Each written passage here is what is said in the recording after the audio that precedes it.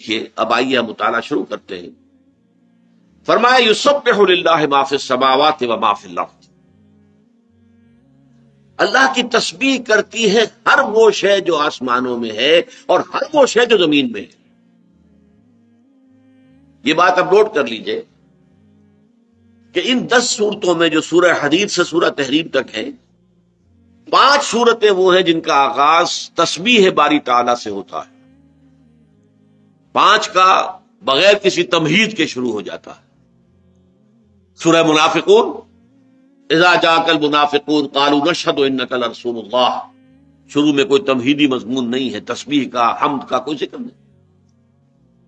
اسی طرح سورہ تحریم، یا ایھا النبی لما تحرم ما احل اللہ لک تبتغی مرضات ازواجک، براہ راست گفتگو شروع ہو گئی. لیکن 5 صورتیں وہ ہیں جن کے شروع میں تسبیح باری تعالیٰ کا ذکر ہے. اور اس میں بھی ایک عجیب ترتیب ہے. یہ قرآن مجید پر اگر اس طور سے انسان غور کرے تب سامنے یہ حقائق آتے ہیں.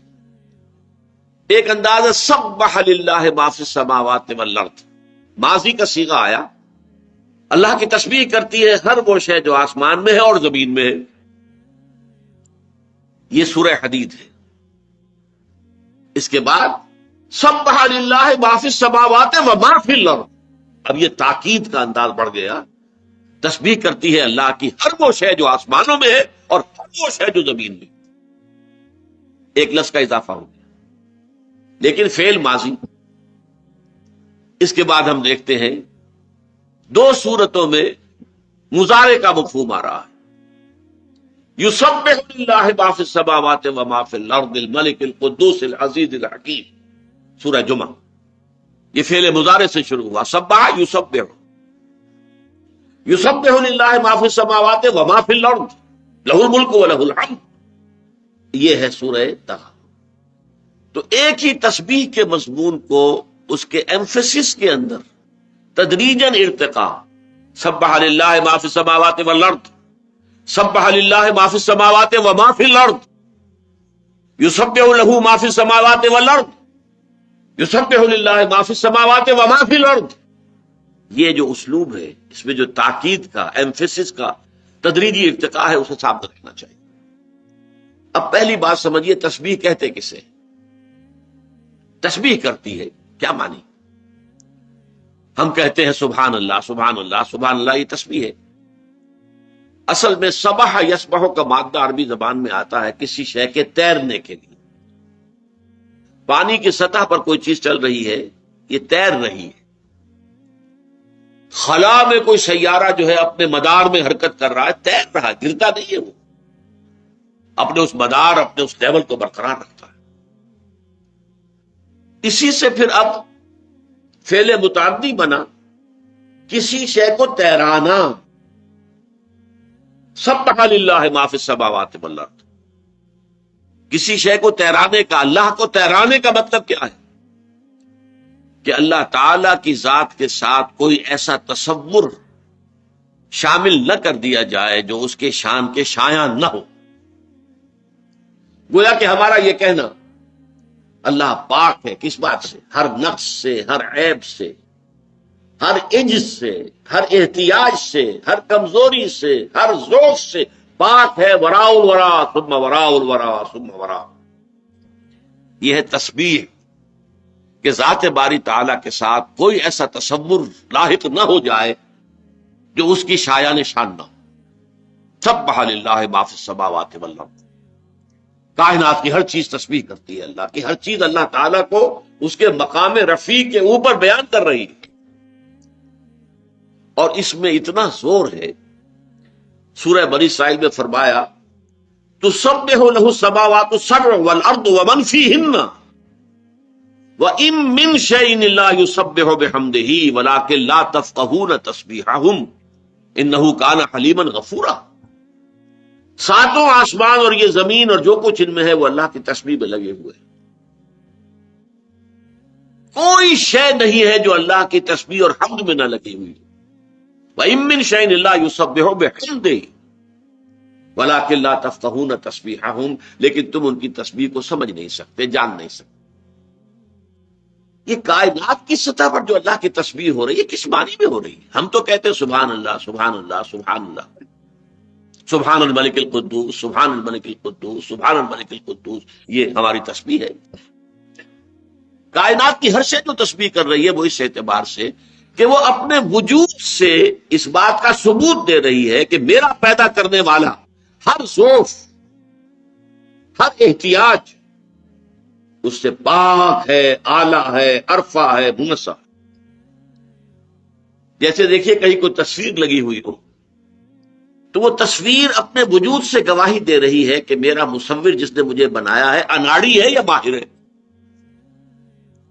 اگر کوئی بہت اعلیٰ مصور ہے، بہت ماہر مصور ہے، تو اس کی تصویر اس کی تسبیح کرتی ہے کہ میرا مصور جس نے مجھے پینٹ کیا ہے وہ ماہر فن ہے، وہ کمال کے مرتبے پر فائز ہے اپنے اس فن میں۔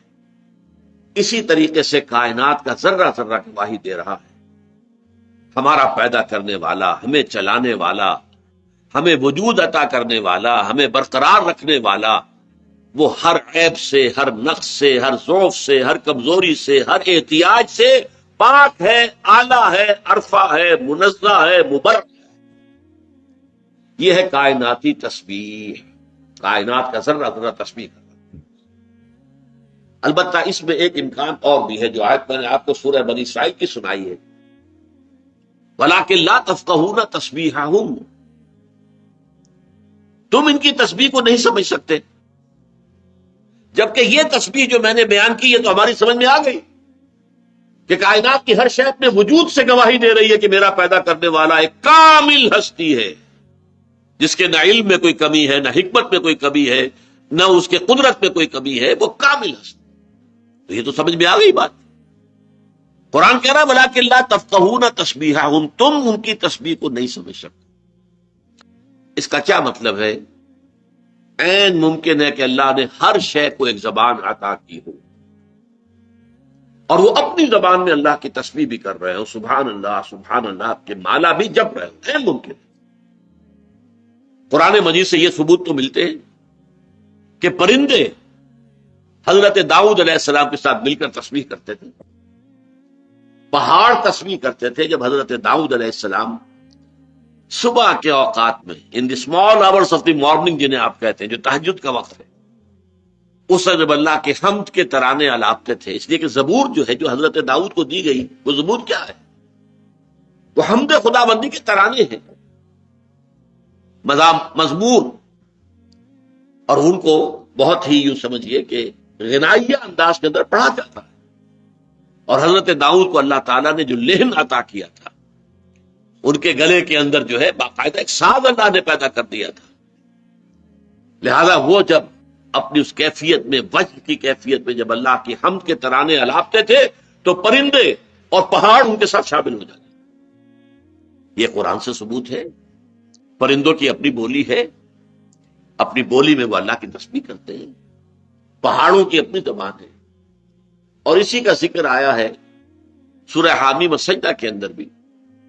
قیامت کے دن ہمارے اپنے ہاتھ ہمارے خلاف گواہی دیں گے، اے اللہ یہ بدبخت تو نے مجھے اس کے حوالے کیا تھا، یہ مجھ سے غلط کام کرواتا تھا۔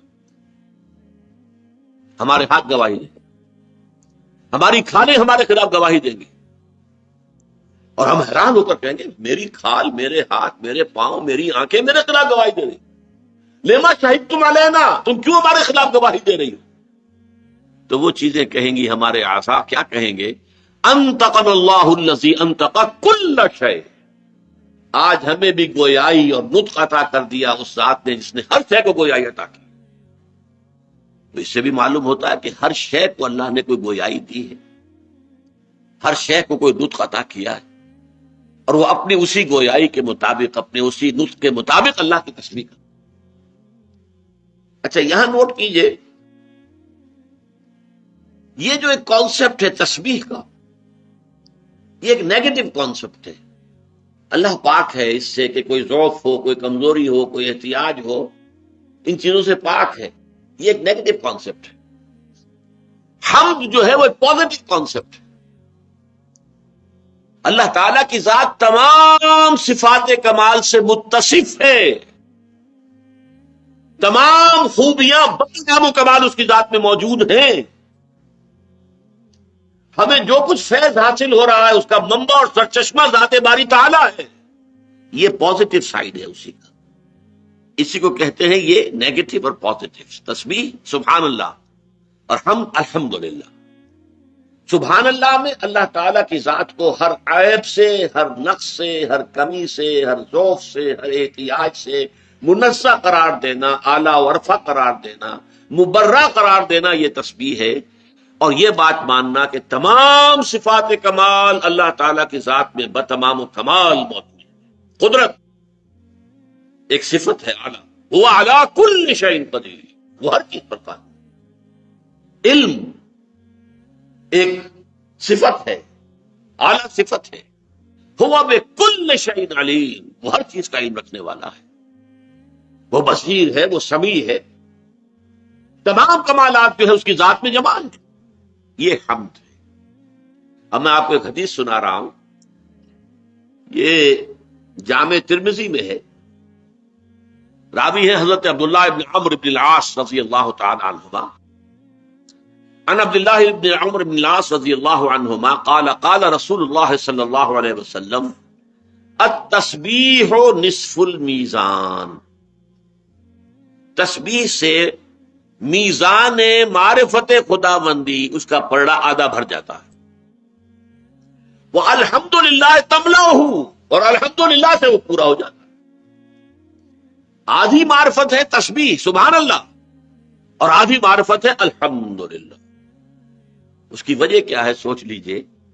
جہاں تک اللہ تعالی کی ذات کا تعلق ہے ہم اسے نہیں جان سکتے. وہ وراء الورا ثم وراء الورا ثم وراء الورا، ذات باری تعالی ہم اسے نہیں جان سکتے.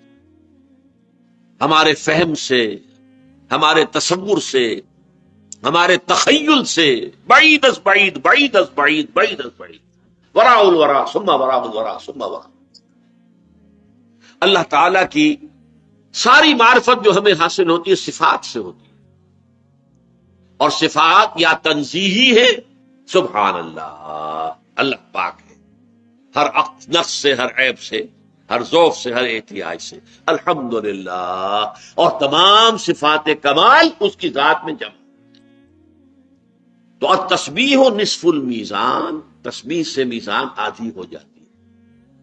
والحمدللہ تملأہ، اور الحمدللہ جو ہے وہ اس کو بھر دیتی ہے. ولا الہ الا اللہ، اور یہ کلمہ لا الہ الا اللہ جو ہے لیس لہا دون اللہ حجاب حتی تخلص الیہ، حتی تخلص الیہ. یہ کلمہ تو ایسا ہے کہ اس کے اور اللہ کے درمیان کوئی حجاب ہی نہیں یہاں تک کہ وہ اللہ تعالیٰ کی ذات تک پہنچ جاتا ہے. لا الہ الا اللہ. اب آپ نوٹ کیجئے ہمارا جو کلمہ ثالث ہے، اگر وہ یاد کیے ہوں آپ نے، اول کلمہ طیب، پھر دوسرا شہادت، پھر تیسرا سبحان اللہ والحمد للہ ولا الہ الا اللہ واللہ اکبر ولا حول ولا قوت الا باللہ العلی العظیم. یہ در حقیقت یہ کلمات کیا ہے؟ معرفت خداوندی، جس حد تک کہ وہ ہماری